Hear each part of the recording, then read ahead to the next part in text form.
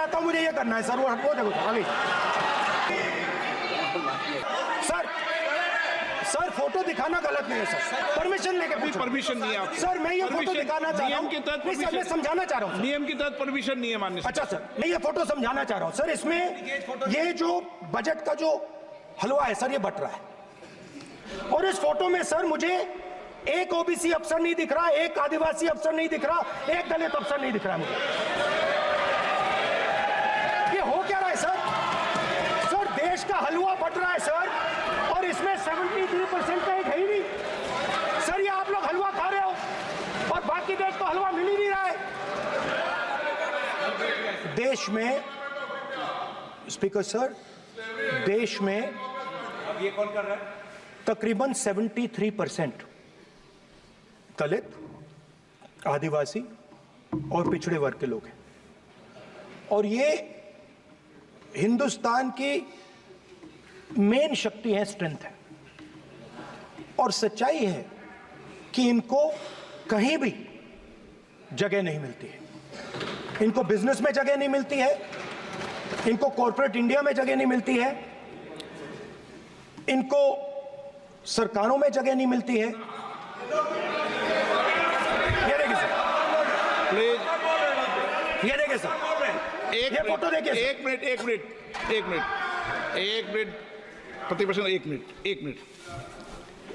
मैंने पहले भी आपसे अपेक्षा की थी, अब आप प्रतिपक्ष के नेता हैं, संवैधानिक दायित्वों पर है। क्या सर? ओके, एक सर मैं फोटो दिखा रहा हूं, एक फोटो दिखा रहा हूं। एक मिनट, आपने टीवी ऑफ कर दिया सर? नो टीवी कोई ऑफ नहीं है। वो देखिए सर, ऑफ हो गया। मेरा फोटो दिखा, कोई नहीं ऑफ था सर। ऑफ है सर? नो सर दिखाइए सर, एक ऑफ है सर। नो, आप टीवी ऑफ कर लेते हो? प्लीज आप बैठिए, एक बात सुनिए। ओके सर, नहीं आप अपोलोजाइज सर। नहीं, नो अपोलाइज। मैं आपको अपोलाइज के लिए दिखेगा। आप प्रतिपक्ष के नेता है तो मेरी ये अपेक्षा रहती है कि सर ये देखिए सर, बंद होगी। आप सदन की मर्यादा को रखें। सर जब भी मैं उसको हटाना चाहता हूं, मुझे ये करना है सर। वो देखो आगे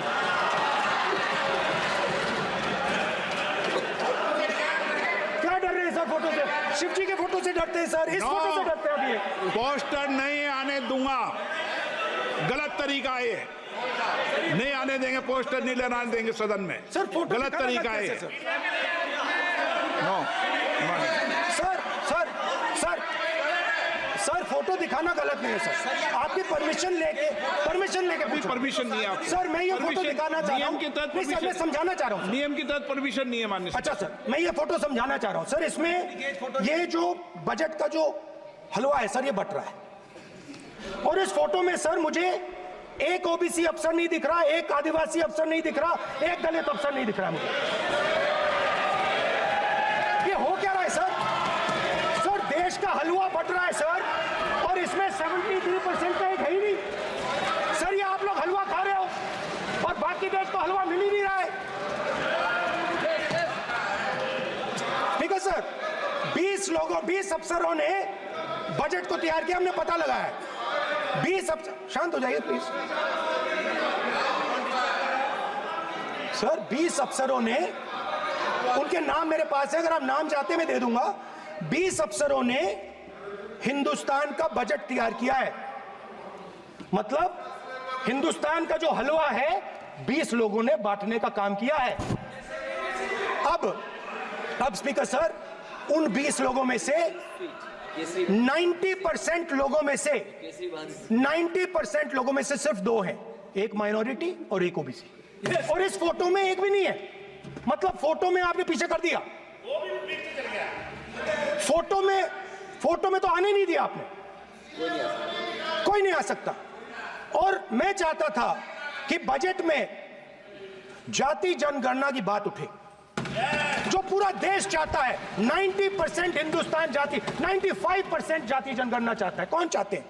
दलित चाहते हैं, आदिवासी चाहते हैं, पिछड़ा वर्ग चाहता है, गरीब जनरल कास्ट के लोग चाहते हैं, माइनॉरिटी चाहते हैं, सब चाहते हैं, क्योंकि सब लोगों को यह पता लगाना है कि हमारी भागीदारी कितनी है, हमारी हिस्सेदारी कितनी है।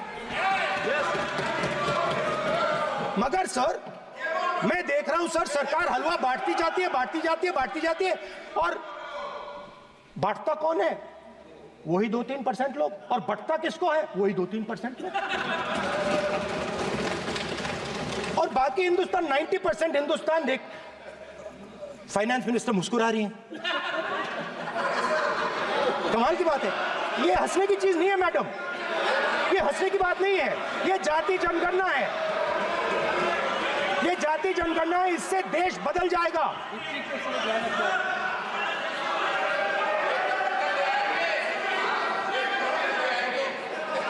सर आपको सर ये जो कमल सर जो पद्मव्यूह वाले हैं, उसको चक्रव्यूह को पद्मव्यूह भी कहा जाता है। सर जो पद्मव्यूह वाले हैं, इनको गलतफहमी है।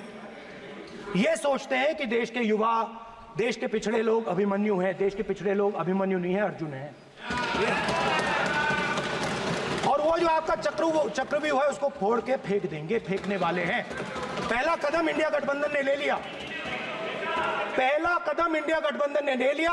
आपके प्रधानमंत्री की कॉन्फिडेंस को हमने उड़ा दिया।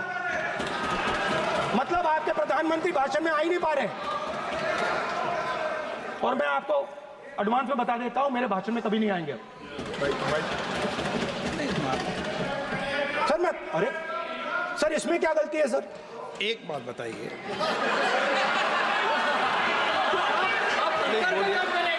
सर तो जो पद्मव्यूह वाले लोग हैं सर, जो कमल फॉर्मेशन वाले लोग हैं, उनको हिंदुस्तान का नेचर नहीं समझ आया। हिंसा, नफरत हिंदुस्तान का नेचर नहीं है। चक्रव्यूह हिंदुस्तान का नेचर नहीं है। हिंदुस्तान का नेचर अलग है। हिंदुस्तान के नेचर के बारे में अब मैं आपको बनाना चाहता हूं। हर धर्म में चक्रव्यूह के खिलाफ फॉर्मेशन होता है, हर धर्म में। माननीय सदस्य, आप जानते हो हिंदू धर्म में चक्रव्यूह का ऑपोजिट क्या होता है, जानते हो आप चेयर को एड्रेस। मैं बताता हूं सर। शिव की बारात होती है सर। शिव की बारात में कोई भी आ सकता है, किसी भी धर्म का कोई भी व्यक्ति आ सकता है, बारात में आ सकता है, नाच सकता है, गा सकता है, अपना सपना देख सकता है। सर गुरु नानक जी, सिखों की बात करी जाए तो सेवा करने से किसी को नहीं रोका जा सकता है, लंगर से किसी को बाहर नहीं फेंका जा सकता है।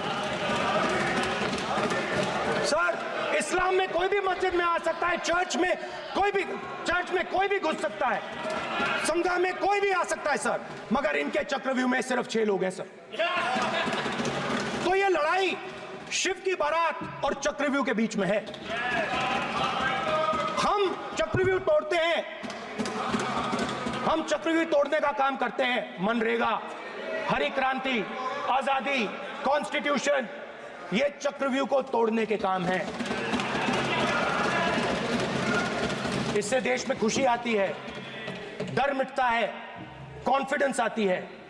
आप पद्मव्यूह चक्रव्यूह बनाने का काम करते हो। चक्रव्यूह शिव की बारात को हरा ही नहीं सकता है। आप अपने इतिहास को देखिए। आप अपने आप को हिंदू कहते हो, आप हिंदू कहते हो, आप हिंदू धर्म को समझते नहीं हो।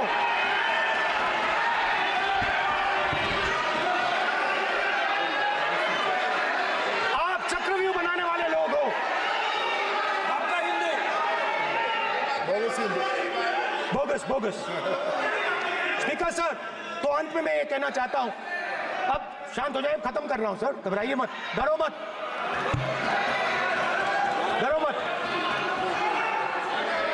स्पीकर सर,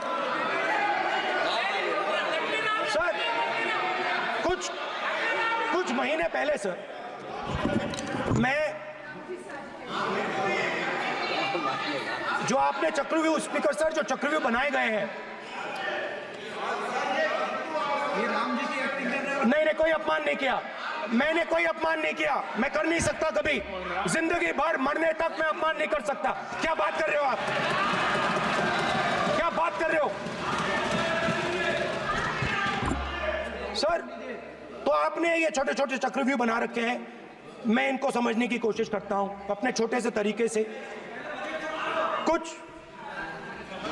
कुछ महीने पहले मैं 6-7 घंटे बढ़इयों के साथ काम किया। वहां विश्वकर्मा जी थे, उनसे मैंने एक सवाल पूछा।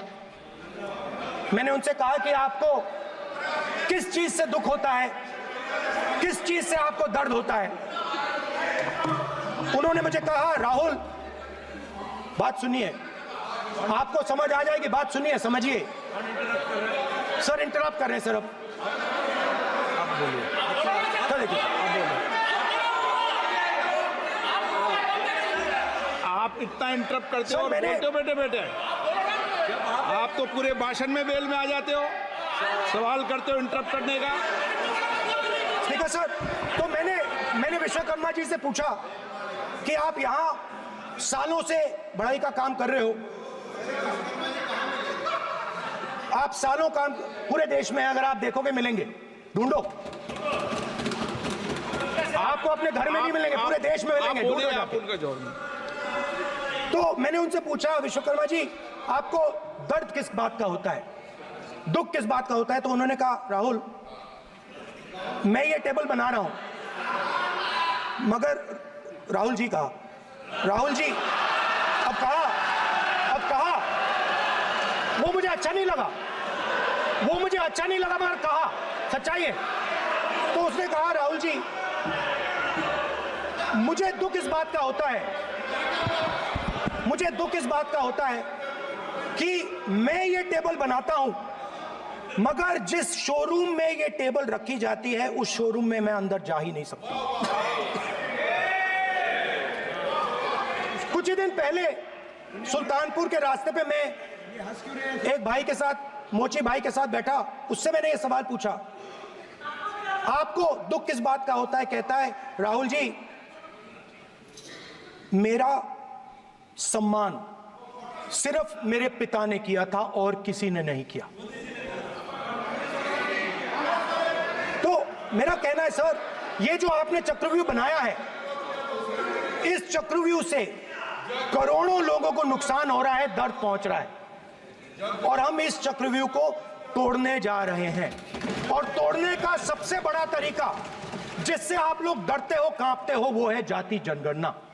और जैसे मैंने कहा था कि इंडिया गठबंधन गारंटीड लीगल एमएसपी इस सदन में पास करेगी, वैसे ही मैं कह रहा हूं, आपको अच्छा लगे ना लगे, जाति जनगणना इस हाउस में, इस सदन में पास करके हम आपको दिखाएंगे।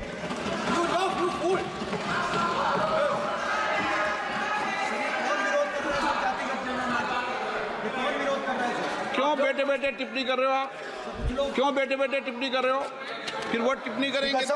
स्पीकर सर, जाति जनगणना से ये जो छोटे छोटे खांचे आपने बनाए हैं, ये जो आपने सिस्टम बनाया है, चक्रव्यूह का सिस्टम बनाया है, ये टूट जाएगा। और इसके लिए हम पूरा दम लगा के, पूरा इंडिया गठबंधन दम लगा के ये काम करेगा। धन्यवाद, जय हिंद।